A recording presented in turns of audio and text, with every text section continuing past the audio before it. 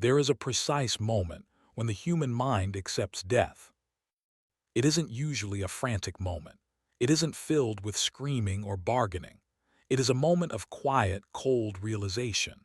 It is the moment when the options run out. The moment when the gun is pressed against the back of your skull and you can feel the cold metal through your hair. You know there is no escape. You know there is no negotiation. You are kneeling in the snow, surrounded by your friends, and one by one, you hear the sounds that mark the end of their lives. Pop thud. Pop thud. You count the shots. You wait for your turn. You take a breath of the freezing winter air, thinking it will be your last. You think about your family. You think about how cold it is. And then the gun touches your head. The trigger is pulled. You hear the explosion. You feel the impact. You fall forward into the snow. The world goes black. But then something strange happens. You don't die. You feel a stinging sensation. You feel blood, but you are still thinking. You are still hearing. You realize, with a terror that is almost worse than death, that you are still alive, and the monsters are still standing over you. You have to make a choice in that split second, a choice that goes against every instinct in your body. You have to lie still. You have to stop shivering. You have to stop breathing. You have to convince the men who just murdered your friends that they succeeded with you, too. This is the story of the Wichita Massacre. It is one of the most brutal, senseless, and horrifying crimes in American history. But it is also the story of a miracle. A literal, physical miracle involving a cheap plastic hair clip that defied the laws of physics. And it is the story of a woman known only as HG, who, after being tortured, assaulted, and shot in the head, ran naked for a mile through the snow to make sure that justice would be served. If you want to know what it looks like when fate intervenes in the darkest possible moment, if you want to know how a $2 accessory saved a life, please hit that subscribe * button right now. You need to hear this story because it reminds us that sometimes it isn't the strongest who survive, it's the luckiest. To understand the miracle, we first have to walk through the hell that preceded it.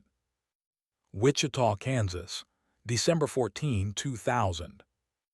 It was a freezing cold night, the kind of cold that hurts your face.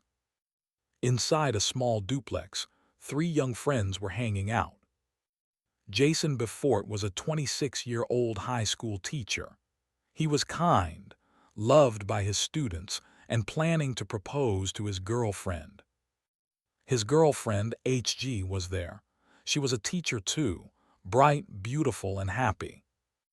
Their friend, Brad Haka, a 27-year-old financial analyst, was visiting. Later, another friend, Aaron Sander, 29, and his girlfriend, Heather Muller, 25, would join them. They were young professionals. They were the picture of the American dream. They were safe in their home, planning their futures. Around 11:00 p.m., the door burst open. 2 men entered. They were Reginald and Jonathan Carr, the Carr brothers. They were armed with semi-automatic handguns. They weren't looking for a fight, they were looking for victims. They had been on a crime spree for days, robbing and carjacking people. But tonight, they wanted something more. They wanted total domination. They rounded up the friends. Jason, HG, and Brad were forced into the living room. The Carr brothers were chaotic. They were aggressive. They demanded money. They demanded jewelry. They found the engagement ring that Jason had bought for HG, the ring he was hiding, waiting for the perfect moment to propose. They took it. They forced the friends to strip naked. This is a tactic of humiliation and control. When you are naked, you feel vulnerable. You lose your will to fight. Then the doorbell rang. It was Aaron and Heather. They were just coming over to hang out. They walked right into the nightmare. The Carr brothers grabbed them too. Now there were 5 victims, naked, bound, terrified. For the next 3 hours, the Carr brothers turned that house into a torture chamber. I will spare you the graphic details, but it was sadistic. They assaulted the women. They beat the men. They forced them to engage in humiliating acts. They loaded them into the victims' cars and drove them to ATMs to withdraw money.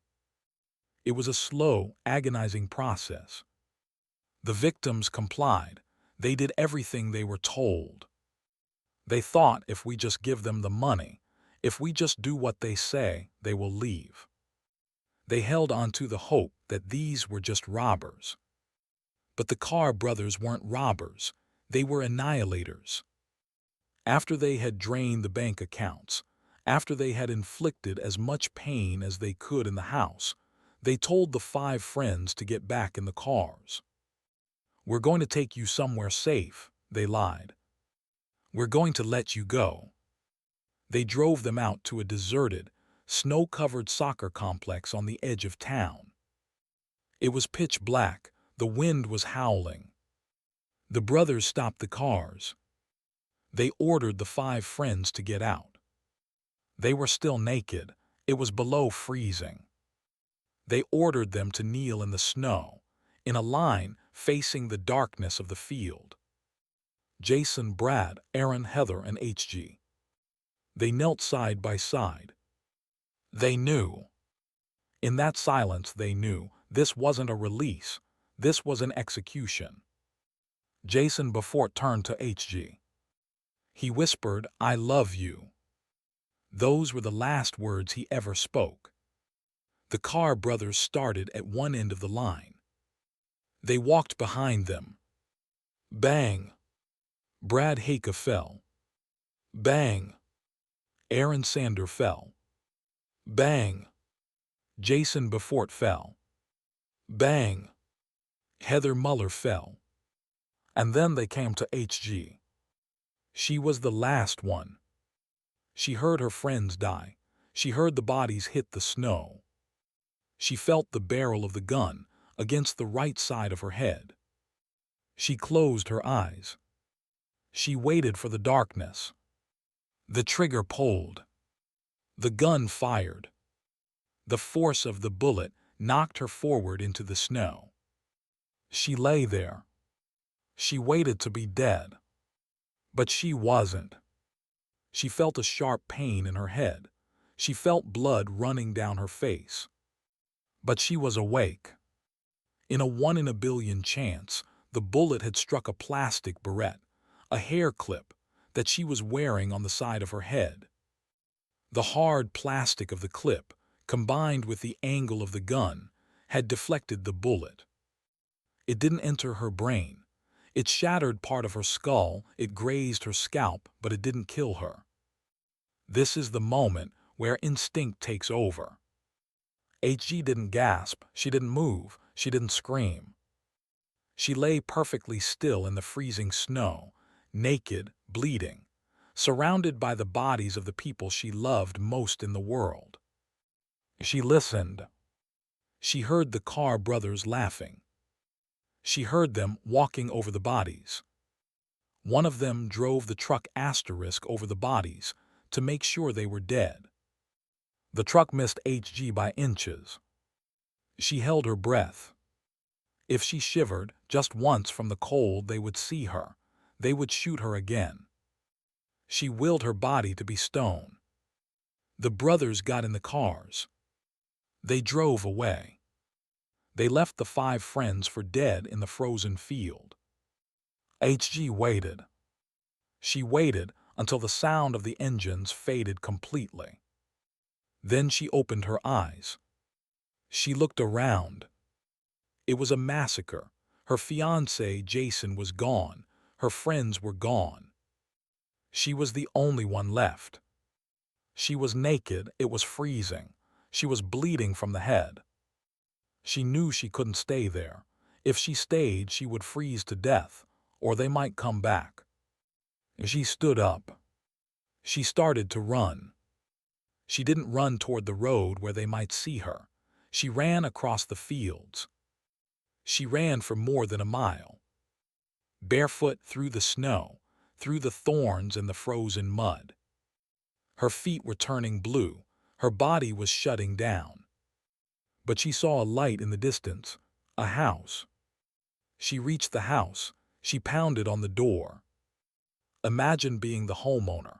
It's 2:00 a.m. You hear frantic banging.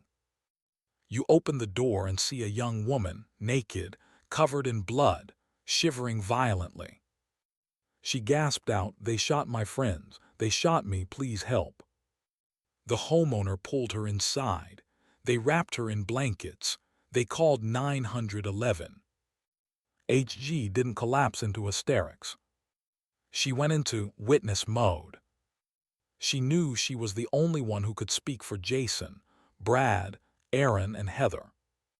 She told the police everything. She told them about the brothers. She told them about the truck. She told them about the ATM receipts. Because she survived, the police had a massive head start. They tracked the stolen truck. They tracked the ATM usage. Within 24 hours, Reginald and Jonathan Carr were arrested. They were found with the victims' belongings. They were found with the guns. They were found with Jason's engagement ring. When the police interrogated them, the brothers were cocky. They thought everyone was dead. When the detective told them, "We have a survivor," the arrogance vanished. They knew it was over. They hadn't just left a witness, they had left a warrior. The trial was one of the most emotional in Kansas history. HG had to undergo surgery to repair her skull. She had to heal from the frostbite on her feet. But she walked into that courtroom. She took the stand. She looked at the men who had wiped out her entire world. And she testified. She told the jury about the torture. She told them about the field. She told them about Jason's last words, "I love you." She showed them the scar on her head. She explained the miracle of the beret. The jury wept, the judge wept. It was impossible not to be moved by the sheer odds of her survival. A plastic clip worth pennies had stopped a bullet meant to end her life. Reginald and Jonathan Carr were found guilty on dozens of counts, including 4 counts of capital murder. They were sentenced to death. As of today, they are still on death row in Kansas, appealing their sentences, but they will never walk free. HG is a private person now. She doesn't do many interviews. She tries to live a normal life. But her survival changed the legal landscape. The Wichita Massacre led to tougher laws in Kansas. It reminded the world that evil exists, but so does luck, and so does courage. The psychology of HG survival is fascinating. Playing dead is a primal instinct. It is found in the animal kingdom. Possums do it, gazelles do it. But to do it while your friends are being murdered next to you, that requires a control over the nervous system that is superhuman. To repress the scream, to repress the shiver. It is the ultimate act of defiance. She denied them the satisfaction of hearing her die. And the run through the snow. That is pure will. Most people, after being shot in the head, would stay down. They would wait for help. HG knew help wasn't coming unless she went to get it. She walked through the ice to ensure that the story didn't end in that field. The tragedy of the Wichita Massacre is overwhelming. 4 brilliant, kind young people were lost. Jason Befort never got to propose. Brad Haka never got to advance his career. Aaron Sander and Heather Muller never got to see where their relationship went. But because of HG, their names are not forgotten. Because of HG, their killers face justice. It makes you look at the small things in life differently. A hair clip. A decision to wear one accessory over another. In HG's case, that small decision was the difference between life and death. This story is a brutal reminder of the randomness of violence. But it is also a testament to the fact that you can shoot a person, you can freeze them, you can break their heart, but you cannot kill the truth. The truth crawled out of that snow and pointed a finger. This story is incredibly heavy, but the Barrett miracle is something that I think about often. It's just unbelievable. Do you believe it was pure luck, or was there something else protecting her that night? Let me know your thoughts in the comments below. If you are amazed by HG's strength and the memory of her friends, please hit that *** button. Let's keep their legacy alive. And subscribe ***. I have a story coming next week about a woman who survived a killer by convincing him she was already dead by holding her breath for 2 minutes. Stay safe, cherish your loved ones, and never give up hope.